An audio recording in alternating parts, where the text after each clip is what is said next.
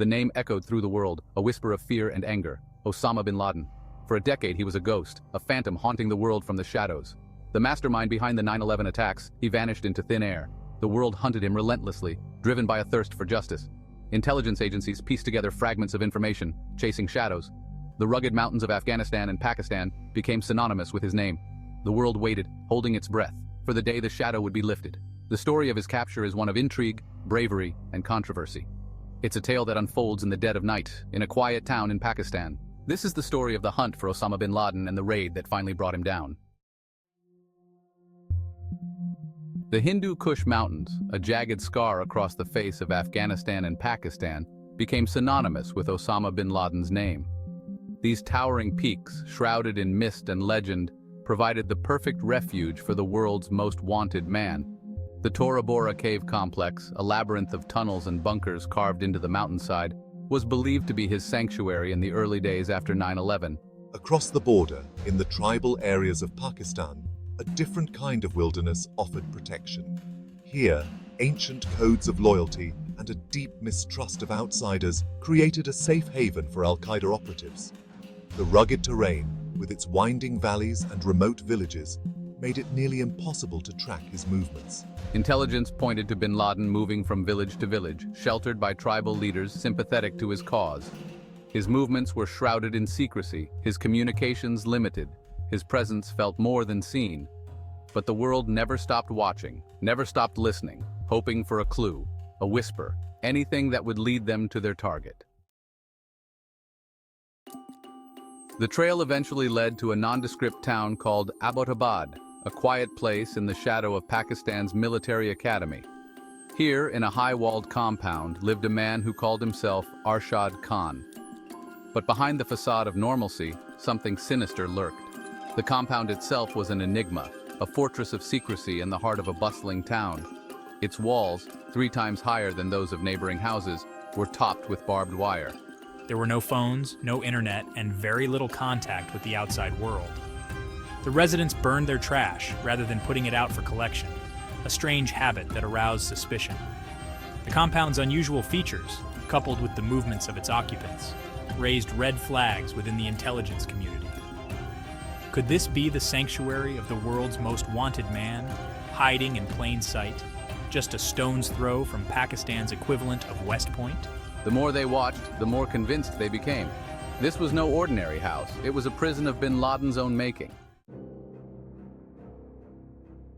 On May 2nd, 2011, the world held its breath.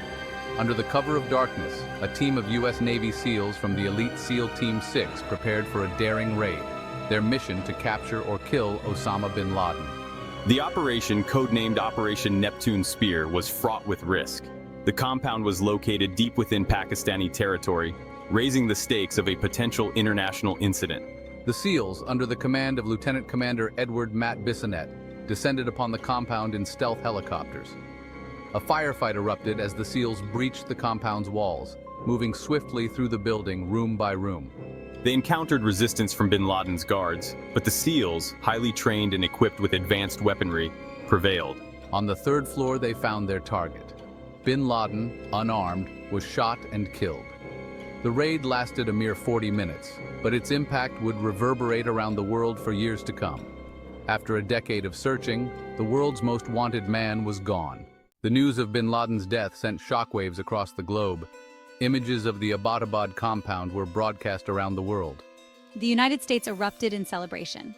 But the raid also sparked controversy. Questions arose about the legality of the operation. Conspiracy theories flourished, fueled by the lack of photographic evidence. The reactions to bin Laden's death were as diverse as the global community itself. In the West, there was a sense of closure, of justice served. Leaders hailed the operation as a monumental victory against terrorism, a testament to the unwavering resolve of the United States and its allies. In the Middle East, the response was more nuanced, shrouded in layers of complexity. While some celebrated the demise of a man who had brought so much suffering, others mourned him as a martyr, a symbol of resistance against the West. The Arab Spring, which had begun earlier that year, added another layer of intrigue and danger to the situation. The uprisings, fueled by a burning desire for democracy and an end to corruption, were both emboldened and overshadowed by bin Laden's death. Some saw it as a sign that change was possible, while others feared it would lead to further instability and chaos in the region. The world watched with bated breath, wondering what bin Laden's death meant for the future. Would it lead to a decline in terrorism or inspire a new wave of attacks? Would it bring stability or chaos? Only time would tell. Osama bin Laden, the man who once cast a long shadow over the world, was gone, but his legacy lingered in the shadows. The world he left behind was forever altered by his actions. The 9/11's attacks had left an indelible mark on the global psyche, shaping foreign policy, security measures, and the way we live our lives. The war on terror, launched in the aftermath of the attacks, had reshaped the geopolitical landscape, leading to protracted conflicts in Afghanistan and Iraq. Bin Laden's death, while a significant victory, did not erase the threat of terrorism. Al-Qaeda, though weakened, continued to inspire attacks around the world. New terrorist organizations such as ISIS emerged, filling the void left by bin Laden and posing new challenges to global security. The hunt for Osama bin Laden and the raid that brought him down serve as a stark reminder of the human capacity for both good and evil. It is a story of courage and conviction, of loss and resilience, but the story doesn't end there. Whispers of hidden networks, secret alliances, and unknown threats continue to haunt the global stage.